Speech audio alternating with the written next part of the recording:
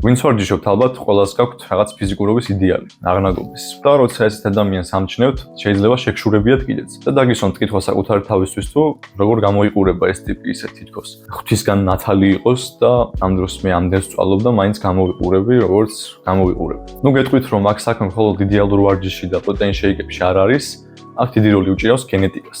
და დღეს სწორედ გენეტიკაზე ვისაუბრებ, აგიხსნით თუ რა როლი აქვს, რამდენად უსამართლო შეიძლება იყოს.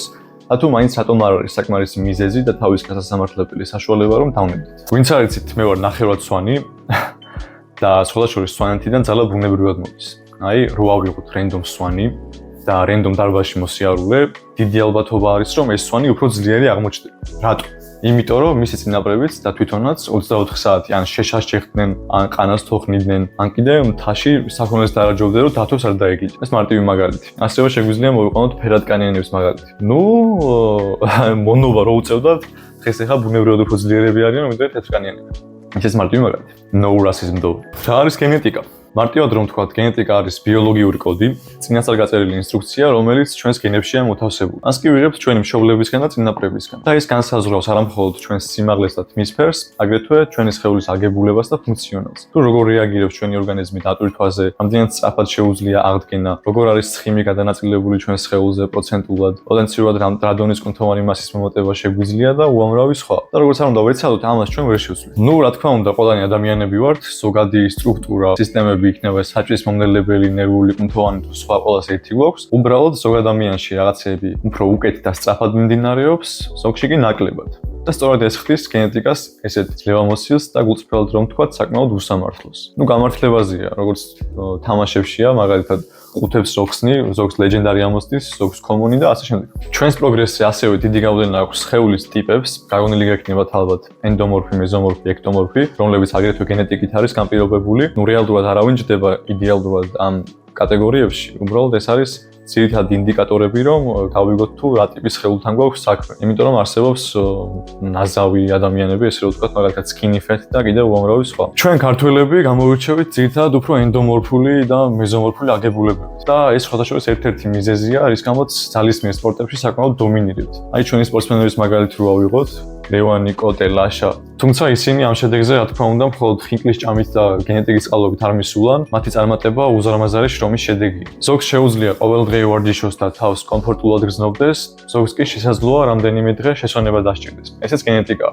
როგორ რეაგირებს ჩვენი ორგანიზმი ნუტრიენტებზე, ცილებზე, ცხიმებზე, ნახშირწყლებზე, თუ სავარჯიშო პროგრამაზე, ამაზეც დიდი გავლენა აქვს გენეტიკას. ზოგი მხოლოდ პიცას ჭამს და მაინც მუსლის პრესია ეზრდება, ზოგი კი წლობით რეჟიმშია, მაგრამ მაინც რთულად პროგრესირებს. გეყოლებათ ალბათ ერთი ისეთი ნაცნობი, რომელიც ორი თვეა წონებს ეკაჩავება, მხოლოდ საშინელებებს ჭამს, არ ძინავს, სვამს, მაგრამ მაინც ფიტნეს მოდელივით გამოიყურება. შენ კი წლობით რეჟიმში ხარ, მაგრამ შეიძლება არც გეტყობოდეს, რომ საერთოდ ვარჯიში. დაახლოებით ესეთი ვარიანტია, ბოლაში რომ იღებდე მონაწილეობას ველოსიპედით და ამ დროს შენი მოწინააღმდეგე ფერარით გედგას.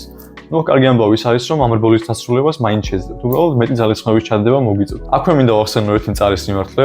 ყველა ვერ შეძლებს თავისი ფავორიტი ინფლუენსერის, ფიტნეს მოდელის ტანის დაყენებას. ფართომხრები ვიწრო წელი კი კარგია, მაგრამ ზოგ ადამიანს უბრალოდ ფიზიკურად არ აქვს შესაბამისი ძვლოვანი სტრუქტურა და კუნთოვანი ჩამაგრებები, რომ მსგავსი რელიეფი წარმოქმნას.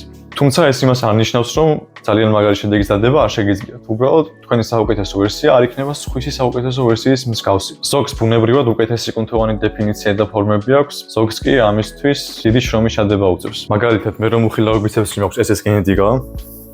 სად არის? აგერ არის. 24 წლის ვხდები და 17 წლის ვსკავარ, ესეც გენეტიკაა. დაგსაყუნე არაფერ შუაშია. მადლობა დედა. მოკლედ არ არის საკუთარი თავის სხვასთან შედარება, განსაკუთრებით სოციალურ ქსელებში, სადაც უკვე ერთვება ფამფი, განათება და რაღაც ჯადოსნური წვენებიც. და ზოგადად ვთვლი, რომ თქვენი სამოტივაციო მიზანი ვარჯიშისთვის და არა მხოლოდ ცხოვრებაშიც არ უნდა იყოს ის, რომ სხვას ჯობდეთ, ან ედრებოდეთ, არამედ ის, რომ გახდეთ დღითი დღე უკეთესი და აჯობოთ საკუთარ თავს. უამრავი დამწყები ზედმეტად მალე ყრის ფარხმას და ფიქრობენ, რომ ეს გენეტიკის ბრალია, თუმცა ეს ასე არ არის. როცა დამწყები ხარ, შენი სხეული, ორგანიზმი არ არის მიჩვეული ვარჯიშიდან გამოწვეულ სტრესს, აგრეთვე შენს სახსრებს და მყესებს ჭირდება დრო, რომ მოძლიერდნენ, ადაპტირდნენ და სანამ ეს არ მოხდება, უბრალოდ ვერ შეძლებ, რომ ელემენტარული სწორად ივარჯიშო და ხო, რამდენად სწრაფად მოხდება ეს, ამასაც გენეტიკა განსაზღვრავს, მაგრამ როცა უკვე მოძლიერდება შენი სხეული, ადაპტირდება, აქედან უკვე შეგიძლია დაიწყოს სწორად ვარჯიში, აქცენტი გააკეთო პროგრესულ გადატვირთვაზე და ტექნიკის დახვეწაზე. და შემდეგ უკვე უფრო რეალურად შეძლებ შეაფასო თუ რა პოტენციალი აქვს შენს გენეტიკას.